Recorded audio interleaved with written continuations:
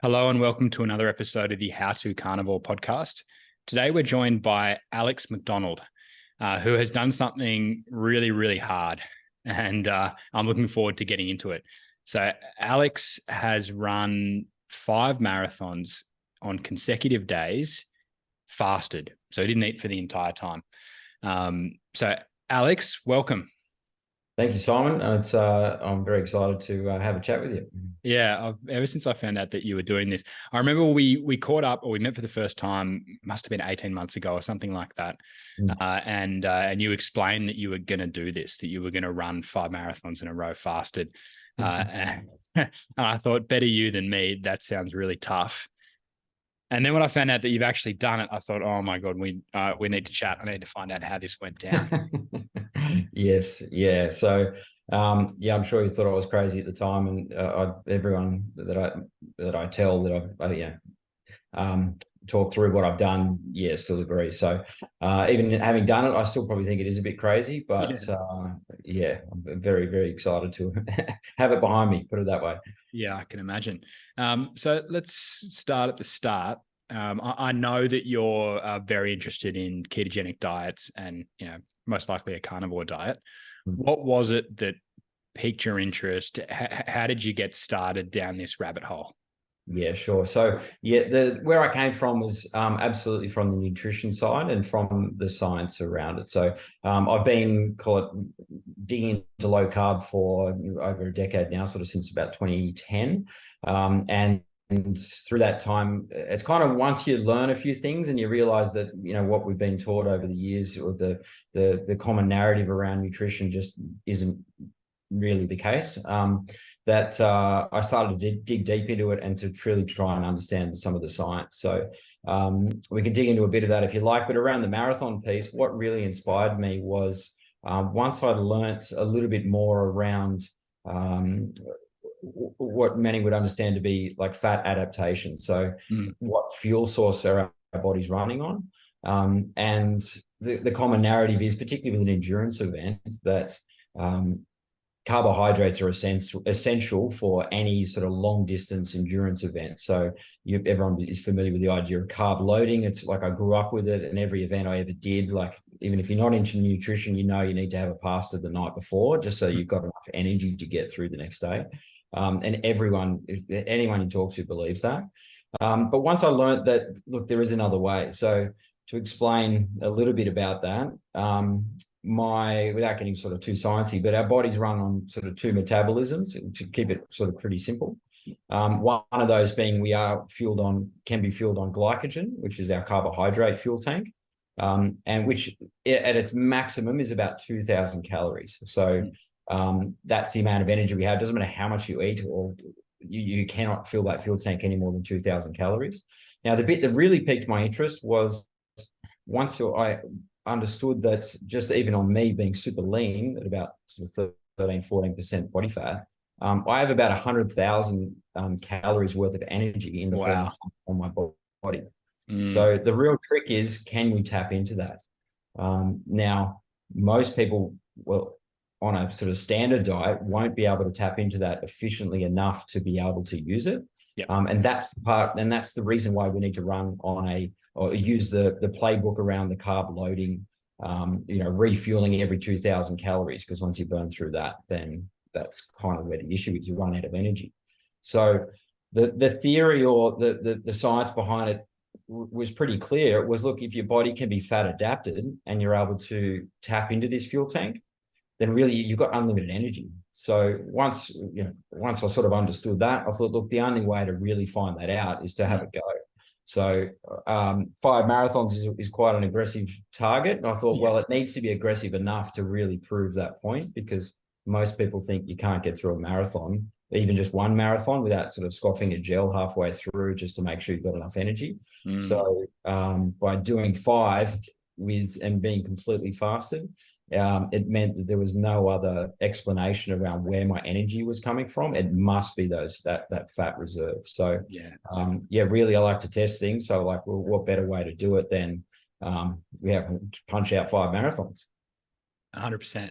I mean, there is such a dogma and a stigma in the endurance athletics world, like when it comes to cycling and running, etc., like what you're talking about, where there's this huge culture around carbohydrates and sugars. And you see these, elite trail runners and elite road cyclists just having so much carbohydrate in the form of gels, lollies, Coke, biscuits, cake, anything they can have throughout the day of competing. And it becomes like this kind of reward thing. And like, it's part of it. We need to have all these sweets. And it's something that Sean Sakonovsky talks about. I think you've maybe spoken with him before. I have actually. He was instrumental in helping me as part of the team that was supporting me and giving me advice around how to do this. So I reached out to him, given he's just an absolute beast, and but in the cycling world, but all these principles translated around, converting the fuel source on our body into energy to physically move. So I was translating that into the running, sort of a running paradigm. But yeah, he was great. Yeah, 100%. If anyone who hasn't checked him out, I've done an interview with him before with Dr. Chafee, and he rides for like 7 hours in the hot sun in Cape Town. He has done rides where he's burnt or used up 7,000 calories worth of energy. And as Alex mentioned before, if we can only store 2,000 calories worth of glycogen on our or glucose on our body, then beyond that, we shouldn't be able to go any further, right? But he's so comfortable tapping into his fat storage, just like Alex did, that it's no issue for him. So yeah, I love that. And that's one thing that does kind of annoy me, that whole culture around like eating all this crap for endurance athletes, when we know in like the carnivore world, there's lots of people who are doing Ironman, marathons, all sorts of, elite endurance work fasted. They just eat the night before. Yeah. So Alex, I'm curious to get into how everything went down. So did you have your last meal the night before or the morning of the first race? Night before. So my last meal call was like 7 p.m. Yep. And I ran my first marathon about 7 a.m. the next day. So I was at least 12 hours fasted before I'd even taken my first stride. And what was the last meal? My last meal was, I think it was, steak and eggs, and yeah, it was, in my mind, it was like, should I have a really big meal here? But yeah, it wasn't really. It was just like a normal meal for me. It's a bit like before a major exam. How important is it to cram so hard that night before? Like, you've done the work months before, so I felt pretty comfortable going into it. So it wasn't as though I need to eat the biggest meal of my life just so I've got enough energy here, because the work's been done. Yeah, fair enough. And you're not a marathon runner, right? No. So this was, to be honest, day one of my 5 marathons was my first ever marathon. So I'd never actually ever run a marathon before. And look, and part of that too was, like, I'm not going to lie, part of that was intentional. Like, I'd love to have done some training runs that were marathons, but part of it is, I wanted to try and address, call it the skeptics, to say, well, hang on, you're like a freak athlete and that's why you could do it. I'm not. Like, I've never run a marathon before. I'm not a runner. Like, and I didn't do it particularly fast, or like it was, I'm an ordinary bloke. So what I wanted to really prove was, look, if I'm not a runner, I'm not an athlete. Imagine if you are an athlete and you can tap into this and you are like genuinely at the pointy end of things, like how far can you take it? So it was really very much a demonstration around those energy reserves coming from a place that is kind of your ordinary person. Like, that this is accessible to everyone is probably my message. And how did the first one go? Well, I had a plan, a bit like Mike Tyson saying, until you get punched in the face. I'll tell you, I had a plan until about the 30K mark of my first marathon, which, to talk you through that. So I wasn't trying to run as fast a marathon as I possibly could. So it was about balancing that out. So I had a strategy, which was to run to a particular heart rate, so that I would be, no one's ever done this before. So I wanted to make sure that I, wasn't pushing too hard and I would be able to complete the distance. So for me, it was, for those that are familiar with heart rate training, I was trying to target like a zone 2, which is kind of at an intensity which is like faster than a walk, but you're running, but you can probably have a conversation while you're moving, is probably how you describe it. and keeping it at that particular heart rate. So if my heart rate did get away on me, then I would back off the pace and really slow down just to keep it in check. So it was quite liberating because I wasn't where I'd run previously, like shorter runs, it would be like try and run as fast as you can all the time. And mentally, it's like if it's hurting, then I'm in a good space. For me, it was just keep that heart rate where I need to be and just, keep going. So that part was okay. But where things got difficult was the volume of work that I was doing. The structure of my body, like the ligaments and tendons and joints were really copping and pounding. And, fuel source is one thing, but it's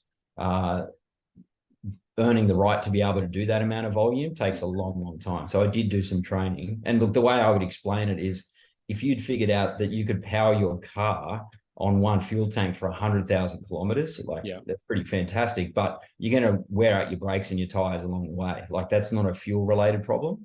And that was the issue that I had. So I had a lot of pain, sort of kicked in at about that 30K mark going, right, this is I'm having to adjust how I run just to get through that distance. So, and then each day it was like, right, how am I going to back up and do this again? Were you doing it in like zero drop shoes? I was, yes. I saw that in that video. I was like, that is nuts because they've got basically no give in them. Yeah. And like zero drop, which is great. But I mean, that's like anti the distance runner who's wearing a Hoka with like that much padding. So yeah, exactly. And look, there's a bit of a story. And look, if I had longer, I would have, again, with the zero drops, you've got to earn the right. So the easiest way I'd explain it is it's as close to running barefoot as you can. Like my feet aren't tough enough to deal with rocks and the pain of, things stabbing into my feet. So put something on there to cover that up and the rest of it's your body. So I did start out going down the path of getting all the fancy orthotics and getting the training. I had a gait analysis done, which is like, let's look at how your body moves to make sure it all works. And I spent a lot of time doing that and I kept pulling muscles, like blowing my calves out. And the more I sort of went down that path, the worse it got. And so I kind of went, you know what? This is the one part of my principle, which is the evolutionary approach of like, if our bodies are amazing machines, but just treat them how they've, been designed to function. That was the one bit that wasn't consistent. And I made the jump a little bit late, probably 3 or 4 months before my marathons to switch I went, look, if I'm already blowing muscles with, the fancy technology, what's the worst that can happen without it? Which is, let's give it a go. So, so I did, zero drop. So, cool. Which, add another element, but it was definitely, I was very comfortable with how I went about it. Oh, that's good. Okay. So you made it through the first day. How did you feel after the first marathon? Well, there was 2 things. There was the elation of finishing a marathon, but that was the moment where it was like, this is daunting. It was like, I now know how far a marathon is and I've got to back up and do another 4 of them. So the joint pain was the issue. But what was really interesting was I had no muscle pain whatsoever. Like the next day when I got up, like previously when I've done something like over the years, you can't move, you can't walk upstairs and you can't get out of a chair. There was none of that at all. So muscles were totally fine. Hunger was totally fine. It was just that joint pain. And so the next day was like, right, I've got to do this again now. How do we go through this? Because it is such a long time on your feet. And it was actually quite daunting. So marathon number 2 was mentally probably one of the hardest because I've got 1 in the bank and I've got 4 to go, which is, it's kind of 170 odd kilometers still to run. And it was like, right, this is, I'm in the trenches here. That's very tough. Did you feel hungry like on the morning of day 2 or at all? Or? No, surprisingly, I didn't feel hungry whatsoever. So subjectively, like I recorded everything along the way. And one of those was how hungry I was, which I'd score it on a scale of 1, like 0 to 10, 10 being I'm ravenously hungry and 0 just not even on my radar. And for the first, probably almost every day, it was about day 3, I got a little bit hungry, but the only time I ever thought about food was when I was actually consciously thinking, am I hungry or not?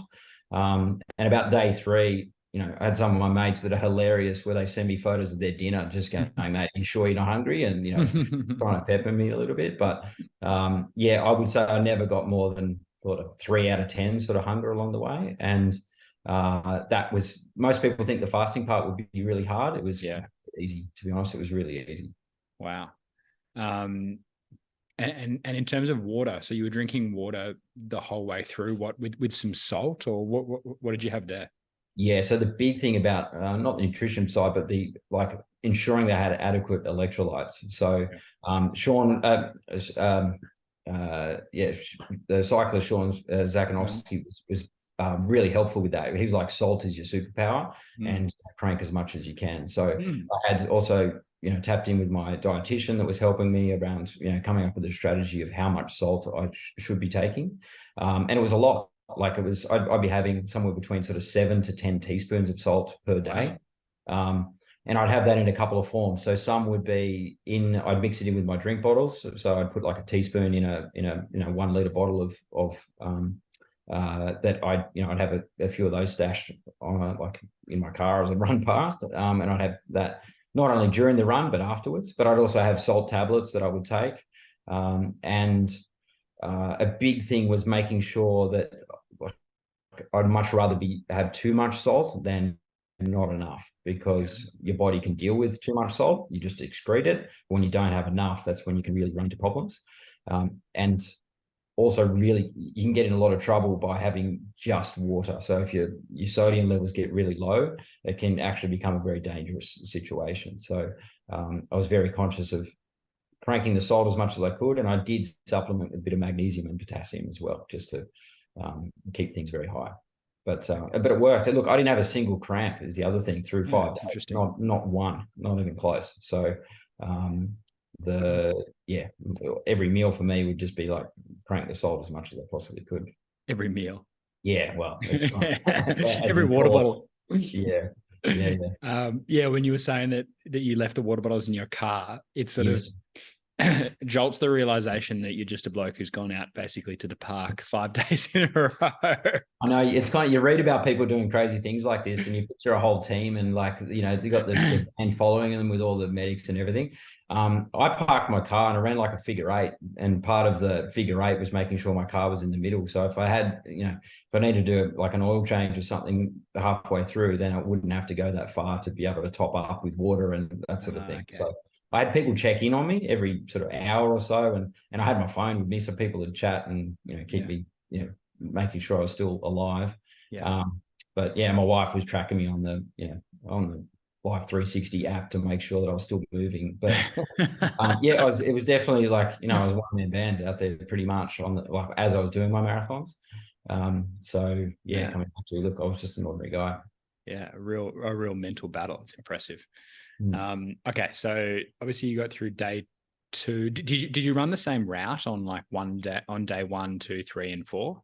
I did. So days 1 through to 4 were all out at Western Sydney around the Sydney Regatta Centre, where they hold a lot of the Western Sydney Marathon, and they hold a lot of triathlons out there. So the loops that I did were the same for the first 3 days. The 4th day I had to change it because I actually had a triathlon at the Sydney Regatta Centre, so it was closed. I couldn't get in. Yep. So, but the funny part about that was that on that day I just meant I was running loops around the river. So it was about a 7K loop. So call it 6 of those I would do. Super hot day, that one, 37 degrees it was. And it was also a Saturday, and they were holding a festival. So part of the festival was they were smoking barbecue meats all day. So I was running around a massive barbecue in 37-degree heat on my fourth marathon, which tests your mental game. But at that stage, it's like, what else can you throw at me? Because you feel like you've achieved a lot even by then. Yeah. The mental side, it was like, okay, bring on anything. I can pretty much cope with most now. Nice. So then, like at the end of the 4th day, you just come home, crash, sit on the couch, drink lots of water with salt, and just think, okay, I just got one more day to go. Yeah, pretty close. I would change. It was I would call in via my physio. So on the way, so I'd lined up with him just to make sure, like if anything goes pear-shaped, then he can, patch me up. So I still had lots of joint pain, knee pain, and that sort of thing. So I'd call in. So I'd go from my run, jump in the car, drive, see him, and I'd spend an hour the real thing, the amazing thing was he has what's called game ready boots. So they're like these big, long, how would you put it, like wraps you put around your legs. Oh, I have seen them. Like, Yeah, is it compression or?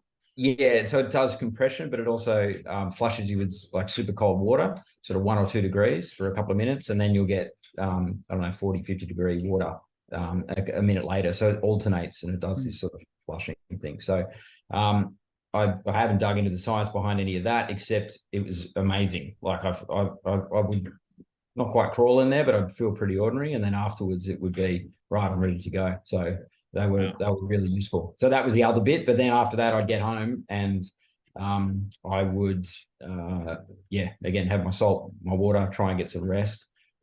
After my first marathon, my wife was out, so I had to cook dinner for the kids, which is another challenge, but it's all part of the fun. Yeah, for sure. And sleep, what was it like sleeping like on the third and fourth night after all? Yeah, all that? So sleep got pretty tough, to be honest. It was in my mind going into it was like, right, just go to bed super early, try and get 12 hours sleep, like maximize your recovery, because the later I went to sleep, the less time I'd have to recover to be able to go again. So it was a bit of that sort of balancing act. But the reality was I was I think because my joints were so sore, and I was pretty wired, like mentally, I was like, my mind was racing. I felt really sharp. So I had struggled. I struggled sleeping for probably the second and third night. And then the fourth night was, I had quite a lot of trouble around overhydration. So I did get, I had problems with too much water being retained in my body, which was a sin of mine from a couple of days earlier where I took an anti-inflammatory because of the pain in my knees and joints. And one of the side effects of those is it can mean that you like hold on to water. So I was really swollen in my legs and my calves. Interesting. But the sleep on my last night was, I joke because I felt a bit like Chuck Norris just waiting for dawn. Where if you're familiar with those jokes, but I literally spent the night before my 5th marathon with my feet sort of up the wall, sitting like in an L position, just to drain all the fluid out of my leg. And to give you an idea of how much fluid I had at that point, the night before my final marathon, I weighed as much as I did before I started all my five marathons. So weight-wise, I haven't had a single calorie. I've run 4 marathons by then, and I weighed as much as when I started. So all of that difference was the water. And overnight, I lost 2 kilos from doing that. So it was just draining all of that fluid out. So that was a tough night and probably not the best preparation before your 5th marathon, but that was a tough one. Yeah Interesting. It makes me think that there's no, with health or with life, there's no silver bullet. Like you can't just take an anti-inflammatory and your inflammation's gone and there's no downside. Clearly for you there was a downside. It meant that your body retained all this water and it led to a shit night. And it is weird that your weight was the same on day 4 as it was. And that was one of the alarm bells that went off. So what I did, like I said, I had a cracking team around me that were helping, particularly in the lead up and strategy. And so the lead doctor helping was Dr. Paul Mason, who many of you guys know. He's very big in the low carb space. He's absolute genius. So I was talking to him. So he was helping me along the way. So I called him the night before and said, look, these are my symptoms. What's going on? He's like, right, we need to address this. But one of the rules was also the following day, you need to finish the race on the dehydrated side, because if I had too much water during that final run, then things can get really dangerous. So crank the salt, which is the double-edged sword of that. Salt actually makes you thirsty, so you want to drink more. It was a very, very hot day, but I had to run through every sort of drink station. And if anything, I have enough water to jam another salt tablet in, just to make sure I didn't get back to that state where I was just so inflamed, or not inflamed, holding so much water again, because it could turn nasty very quickly. So you finished your last marathon was what, the Sydney Marathon, was it?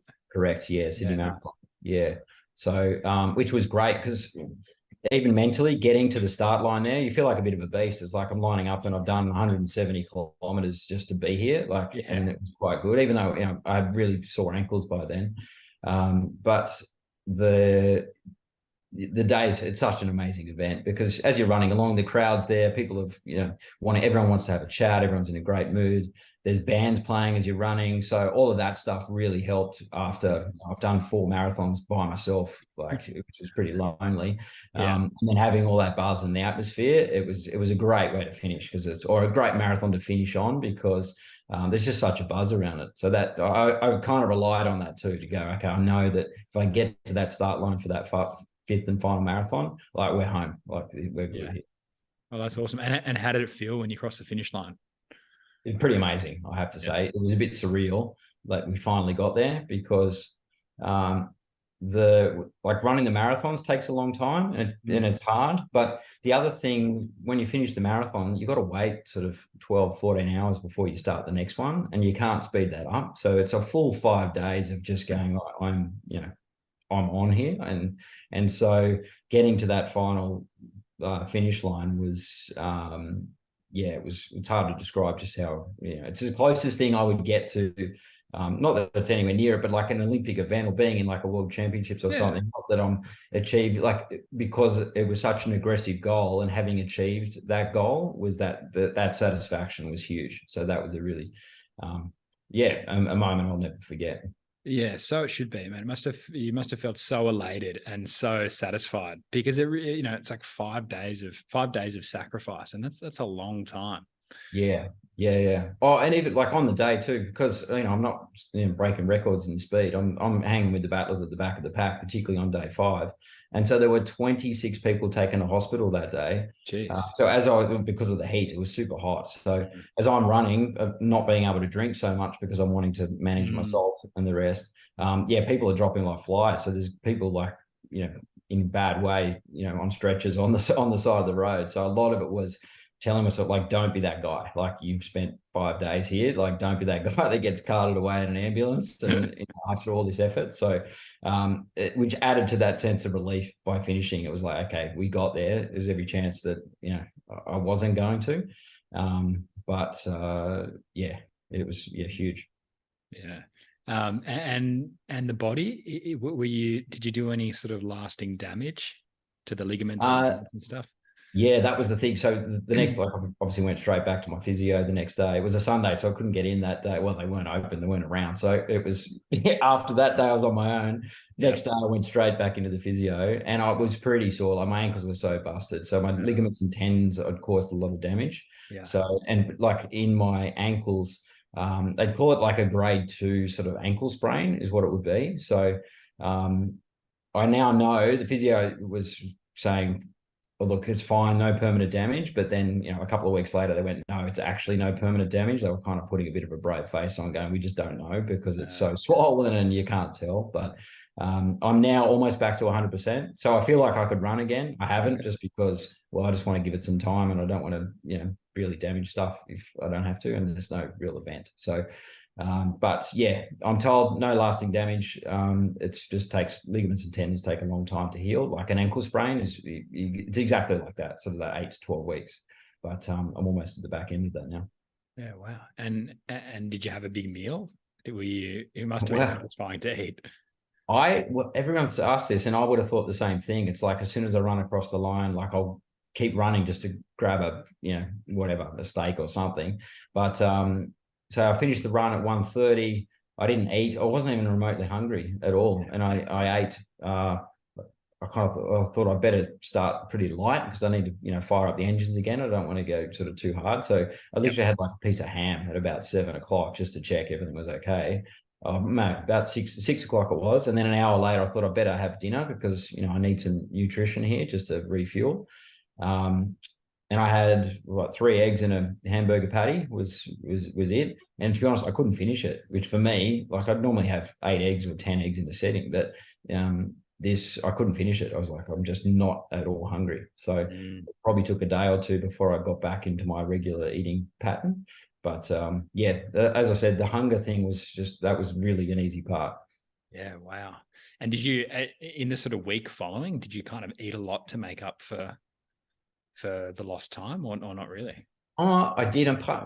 More like mentally, I did. It wasn't that I was ravenously hungry and I just needed to feed. So it probably took 2 days before I actually was hungry enough. Like, I don't know whether my stomach shrunk or I just didn't need it, or I don't know. But my meals were really quite small for me. I ate a lot, but for those first few, it was just kind of, trying to eat. And a lot of it was I would eat because I should eat. It wasn't because hunger was telling me that I need to. Yep. And as a general principle, I only ever eat when I'm hungry. And if I'm not, I don't. But during that period, I forced myself to eat just to get things back happening again because, well, it was an extreme version. I've never done it before. So I want to make sure I've got the right fuel again to get back on track. Yeah, that's understandable. Do you know how many calories you consumed over the 5 days?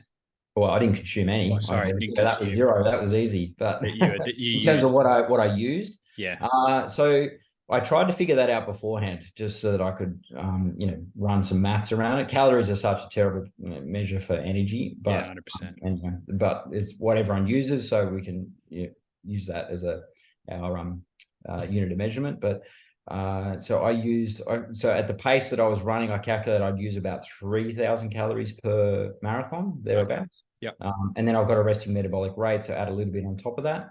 So across the 5 days, I was kind of banking at around the 25,000 calorie mark. Wow. Where given I've got 100,000 just on me, that's not a generic number. That's based on the amount of fat on me. It would be about a quarter of my reserve. So another interesting tidbit is based on, like, if I were to say the amount of calories stored in fat on my body being 100,000, how many marathons could I run based on if I just use that, ignoring everything else? And the number's about 22 marathons. So I did 5, which sounds aggressive, but when you go, I had 22 marathons worth of energy available, it's, you can kind of get a little bit more comfortable about that. Did you track any changes in your body? Like, do you know if you lost any body fat or any muscle? Have you got any data on that? I've got plenty of data. If there was a way I could track it, I tried to. So Okay. I did everything. So during the easy ones, during the runs, I wore a continuous glucose monitor. So I tracked, glucose live. And 3 times during the day, before a marathon, after the marathon, and at night, I would track also glucose through a fingerprint test. I would track my ketones, and all my mineral supplements, or through, a urine test. Urine testing. Yep. Now, before the marathon, I had all my bloods done, and I also had a DEXA scan, so full body scan. Oh, awesome. Yep. After my day 5, so I call it day 6, I did the same. So I had another DEXA scan, and I had all my bloods done again. So I got some awesome data around all of that. Yeah. The question everyone wants to know is, how much weight did you lose? Is because I could now arguably say I've done the most extreme version of eat less and move more, and for which I think we know how well that's panned out. I think that slogan was invented by Coca-Cola. I think I would 100% agree. It's the marketing slogan, but so over the 5 days, 5 marathons, completely fasted. My total weight loss, according to DEXA, which is obviously very accurate, was 3 kilos. Okay. Now, of that 3 kilos, 1 kilo was fat. Interesting. So I only lost 1 kilo of fat. The other 2 kilos is lean tissue, which is glycogen, water, and muscle fiber. So the 3 of those. So it was actually a lot less than most would guess, I would think. So, but yeah, it wasn't a very efficient way of losing fat or becoming lean. I was lean already, but within a week, I had it all back again anyway. So it's amazing, first of all, how much energy you got out of 1 kilo of body fat. Yeah. So it goes to show how much energy we really have stored on us. And then the second thing is, as you just said, people who do chronic cardio for weight loss, you've just proven that look, it's a terrible way to build and preserve muscle, and it's also a terrible way to lose fat. Yes. It's good for your mental health and your cardio and your heart, etc. But when it comes to building muscle, you want to do high intensity exercise, and same thing goes for shredding fat. You want to eat, well, the way we eat, low carbohydrate or carnivore diet, and intense exercise. So that's very interesting. Was there so with the CGM, what were some of the findings there? My blood sugar was rock solid all the way through. So, Oh, interesting. yeah, really surprising. So I haven't put all that on my website yet, but I will. And yeah, it was like on average, kind of sitting comfortably between sort of 4 to 6. It'd probably be like 4.5 to 5.5 is where it's at most of the time. So blood sugars were rock solid. Obviously, I'm not eating any carbohydrates, let alone anything at all. So my body is producing all the glucose that it needs to make sure my body, my blood sugar levels were stable. Okay. So even at the start, like in the first marathon, there was no like little spikes or anything? So when you wear a CGM, you do have like little blips, but Okay. they're not. The spike that was very regular was 6 a.m. So in the morning before as I'd wake up, like my 6 a.m. spike was the big spike of the day. Interesting. Yeah, it was. Yeah, which is like it's a real thing. So having done the 5 days, I saw a lot of that in my training runs before, where every morning I would, and you kind of question, where does that come from? I can hand on heart say it doesn't come from my food, because it was happening in 5 days of my fasting. So Yeah. Wow. yeah. What about ketone levels? What happened there? Yeah, it was fascinating. So I tracked, so using, finger prick tests. So I was testing my beta hydroxybutyrate, and my ketone level prior to, in all my training, pure carnivore coming in, because I was super strict for about 3 months, making sure I was zero carbohydrates to make sure I gave myself every chance to be fat adapted. I didn't want to play around with that. Yeah. I could never get any higher than about 0.1 to, at its best, 0.2 of millimoles per liter. So, but then once I started my fasting during my marathons, it ramped up pretty aggressively. So by day 5, my ketone level is at 4.3. So call that, what's like 40 times higher than what it was, what I could get to when I was comfortably eating and just normal living of zero carbohydrate and maintaining myself in ketosis. But it really accelerated with that fasting. Yeah. Wow. Did it like even on day 5, was it sort of in an upwards trajectory, or was it like just it was still going up and up? Yeah, yeah, it was. So it was still up. So day 5 was my biggest. I actually went up here. So through my days at 0.1 when I started, and then 1.9, 2.1, 2.6, and then 4.3. So it really stepped up. Yeah, but I've got great data around like 3 times a day is what I measured that. So you see a little bit of variation, but there's a clear trend of where that's going. Yeah, wow. So you must have felt that intense mental clarity, and just sort of sharpness. Whether that's a good place to be permanently or long term, I'm not sure. But yes, there's that kind of really almost wired feeling, yeah, that I imagine you must have felt. yeah, definitely. And like, to give you an idea, so all the way through, again, I could talk while I was running, so people would be calling up and checking in how I was going. It was a good way That's to great. distract myself of, when you're running for 5-6 hours, it's, your mind sort of runs around and, you want a distraction. So that was really useful. But I even got a few work calls, and I'd have a call with someone and talk to them. And then I got a message like the next day going, "Mate, were you running a marathon when we were chatting?" Like, they had no idea that they were doing it. They found out what I was doing, and they're like, "Hang on, but I spoke to you yesterday. Like, Yeah. do that." So like mentally, I was still sharp enough that people on the other end of the phone didn't even know that I was, midway through 5 marathons fasted. So, and I did record everything. I recorded a lot of stuff. So every kilometer of what I was, how fast I'd gone, and what I was thinking, and observations and cracking jokes and that sort of thing. Which the material is pretty terrible, but what it does do is it's, if you want to know what was my frame of mind during all of that, that's where it's useful, because it's like I'm not off with the fairies. I'm not like struggling and just like pretending that I'm stronger here than I actually was. So I've got all of that. So every kilometer of that race, I've got video of me, not race, that challenge, video of me, having a chat. Yeah. Wow. And the bloods, was there any interesting data there?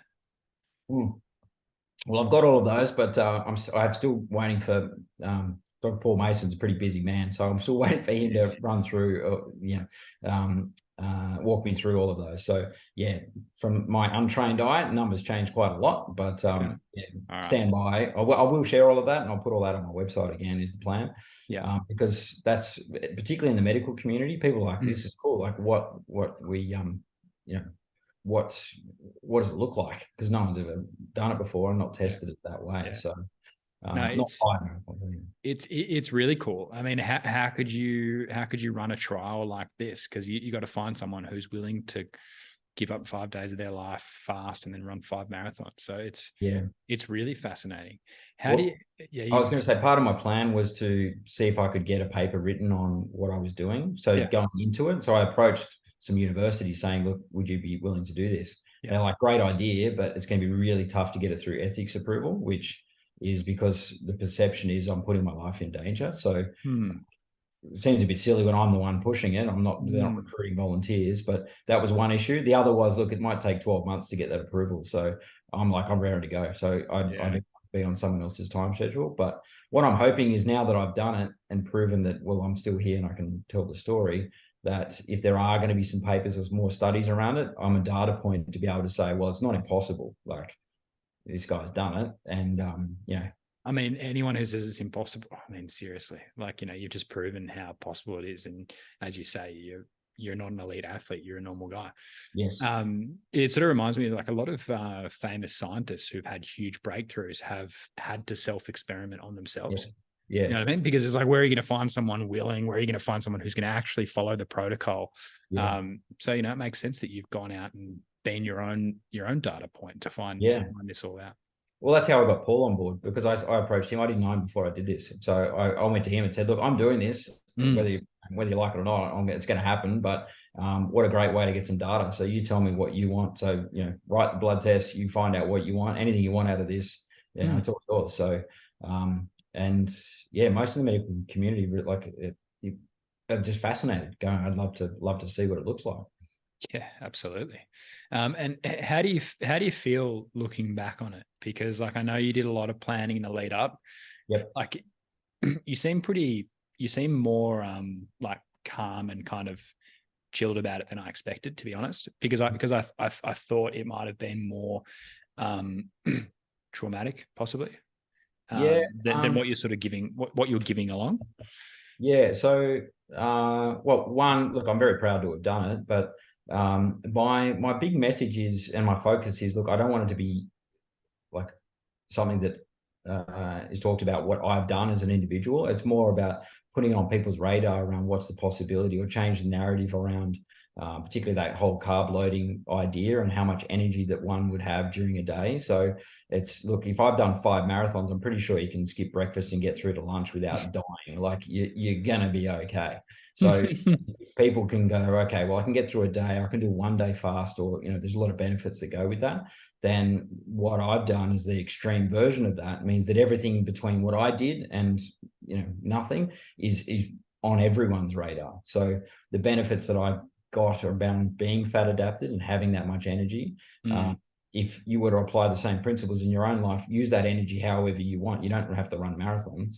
And I didn't do it to prove as the best way to run marathons. It was not about that whatsoever. It was, what's something that I could do that I've within my skill set, which is, walking/running, that can demonstrate the enormity of that amount of energy. So, a lot of people go, well, how fast did you go? And, was it, if you're an elite athlete, would it be the best way to do a marathon, or 5 marathons? Is this the best way to go about it? Yeah. It's not what I was trying to demonstrate. That's a different study. Yeah. I mean, the fact that you chose to do walking/running, I think was a good move as well, because you could have done any sort of endurance sport, but every single person in the world can walk/run, and they know what it's like. And that distance of a marathon is like something that everybody has in their mind. Yep. I think you did really well to sort of just choose that format and say, I'm going to do the same thing 5 days in a row. Yep. That was a really smart move. Yeah. Wow. And just to add to what you were saying before about like inspiring other people, I hope it inspires other people to become fat adapted like you are. Because, sure, we should all be able to get through a day without eating. But to be able to do it comfortably, you do need to apply, some of the principles that you do, whereas, eating a low carbohydrate diet, training yourself to become fat adapted. That means you can do these things. Because as Alex has said or alluded to the whole time, it's not like he was in a panic state. It's not like he felt like he was going to pass out and faint the whole time. I mean, the fact that you could drive your car home after every marathon, I'm sort of You know, An 'cause you think hour like drive too, actually, that. an hour drive. Yeah. It Wow. wasn't just down the street. So yeah. Geez, that's interesting. Yeah. Hmm. It goes to show how much better life is when you're running on fat, you know, with all those ketones. It's brilliant. Yes. Alex, is there anything that you want to kind of leave everybody with? Anything else you want to add? Uh, my biggest message is, look, given what I've done, I'd love people to, even if you're sort of toying with the idea of look, is this fat adaptation a real thing? Or is it just kind of quackery? Is it just people just crazy and they're all lunatics, and they often see touted around in this space. So what I'm hoping is, by what I've done, it's that extreme an example to say, well, this is actually a real thing. I've tested it myself. I'll put hand on heart and say, yes, it is a real thing.